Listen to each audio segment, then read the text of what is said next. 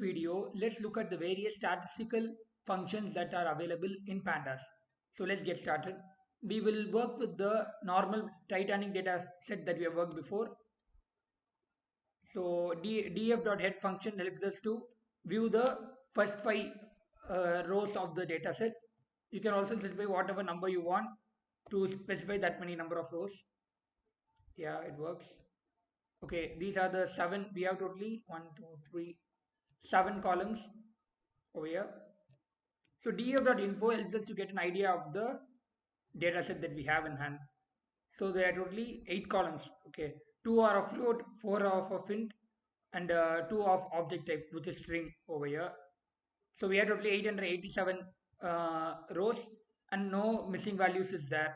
So we have all values present. So we can use the mean function over here to get the mean of that particular column alone. Similarly, we can also have min, max, and many other functions. I'll also show you the minimum age that is there. Okay, we can also have fare. Let's see the maximum fare paid by someone. Sorry, dot is not there.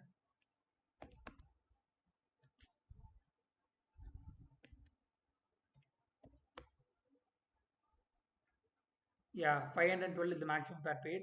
You can also find the index IDX min, IDX max. Those helps us to find the index of that value. So the index is 799. So we can locate and see what was the actual row which has this value. So the minimum age is actually some person of 0. It's almost half a year, and is accompanied with one of their parents. The cost of the ticket is 8 rupees, $8 and 0.56 cents. So you can similarly use functions like come sum, come product, and other things. So what it does is it accumulates the sum of the ages. So it starts with 22 and it then gets added up from there on. Similarly, you can find the median of different things.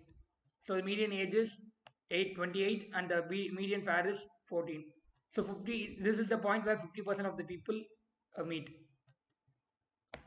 We can use describe function to do all the things, all the many things that we have discussed before itself. So you can specify the columns that you want to describe and use this. You can also use describe on the entire data set. So for all the numeric data, we'll be having the count, mean, standard deviation, min, 25 percentile, 50 percentile, scientific percentile, and maximum. Okay. So these are the values that you can have some understanding from here. Like the mean age is 29 point something, and median is 28 over here. And similarly, you can see the maximum and minimum values of all these things. Okay, one other important function that you can use is value count. What this value count does is it returns the unique number of values and how many times that value is repeated. So in the class P class, we actually have 3 classes, 1, 2, and 3. So it would show you the how many times class 1 is there, how many times class 2 is there, how many times class 3 is there. These things would be printed. So we have 487 people in class 3, 216 people in class 1, and 184 people in class 2. Okay. So unique function helps us to find the unique classes over there.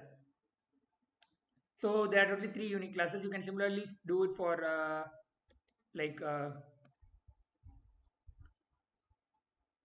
about. So you can't do it for continuous value. You can only do it for this value.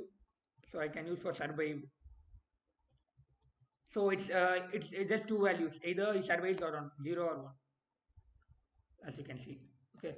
So what n unique does is it returns just the number of unique things.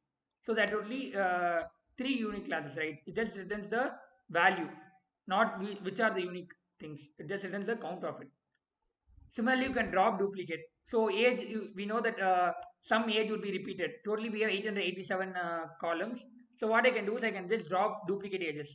So whenever age is repeated, it would be dropped. So totally there are 887 column rows. But when I apply the drop duplicate, I just receive 89 rows. So all the other duplicates are removed. Okay. Similarly, I can also apply. So These are inbuilt functions. Sometimes I want to do my own modification. In those kind of scenario, you can use apply to pass in any function you want on the axis to get the defined output. So what I'm doing over is I'm calculating the mean for the fare, and from each value in the mean, what I'm doing is I'm minusing it by from the mean, okay, and I'm storing it in a new column, fare underscore rate. Okay, so let's see the output. So this is the new output. So the fare is around someone over here. So it is, we know the mean fare is around 39. So twice, sorry, the mean fare is around, let's calculate. So the mean is around 29. So it's for salary. Fare is around 32. So you can see when you sum both of them, it comes to around 32. So similarly, we are doing it. Okay, so you can do what, you can apply whatever function you want and get store it in new value or store it there itself. You can do as you want.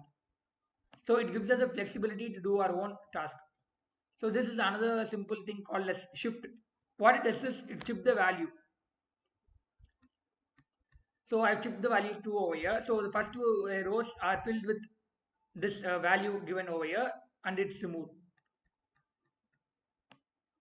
So the shape is maintained, as you can see. It's still 887. The other things are shifted. So the last two values will be completely gone. So just to show you, the normal DF output would be. So the last value is actually Patrick. Okay, but these two values are shifted and lost when I do the shift for operation. Similarly, I can shift also -1. What happens is all the things are shifted above. So the last value would be sample and all other values would be shifted up. So the first value will be alone missing. So these are some of the simple functions that can be applied on pandas. There are many more. We are not covered the extensive part. I just wanted to share you the important functions that we would be using. Thank you. See you in the next video.